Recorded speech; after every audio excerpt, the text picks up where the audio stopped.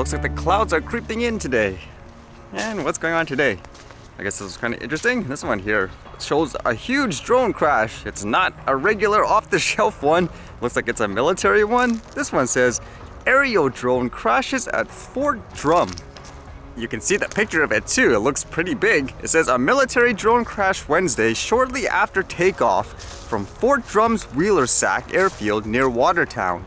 According to 10th Mountain Division Public Affairs, the RQ-7 Shadow unmanned aerial system was assigned to the 10th Combat Aviation Brigade. Emergency personnel responded immediately and extinguished flames from the downed aircraft.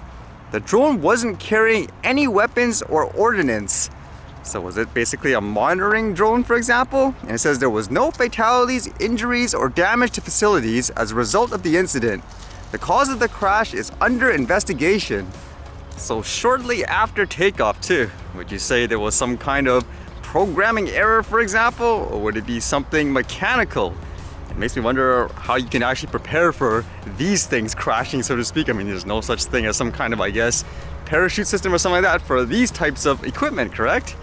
It does remind me too how nowadays currently so many people are afraid of a regular consumer drone flying over their head, but realistically every day huge airplanes and stuff fly over your head all the time and people don't think twice about it. It's like one of those double standards in general.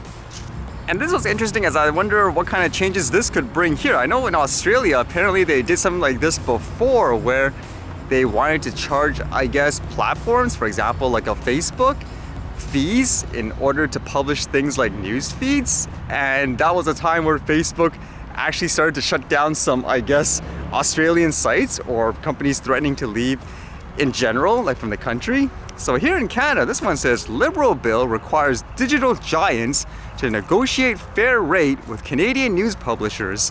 CRTC will have the power to levy fees of up to $15 million a day on digital platforms like Google and Facebook that don't comply. $15 million a day? How do you come up with that figure? It says the Liberal government outlined Tuesday Bill C-18, the Online News Act, which will force large online platforms to share revenues with news publishers. News businesses will be able to negotiate collectively, and the government expects publishers to be able to initiate the bargaining process within 6 to 12 months. Heritage Minister Pablo Rodriguez told reporters tech giants like Google, Meta, Facebook's parent company, continue to profit from the sharing and distribution of Canadian news content without really having to pay. With this bill, we're seeking to address this market imbalance.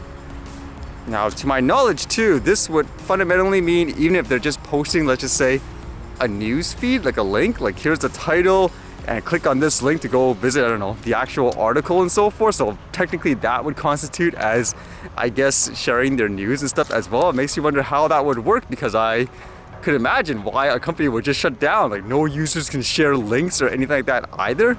That's kind of weird to think about, isn't it? It makes you wonder too, because let's just assume this goes through. Here, actually, there are publicly funded media sources, so they get money from essentially taxpayers. So if this goes through, shouldn't technically there be no such thing as any news organization getting public funding? Because it's kind of like double dipping, isn't it? If you can get money, I guess, this way and then through the taxpayer, shouldn't it just be equal grounds in all way?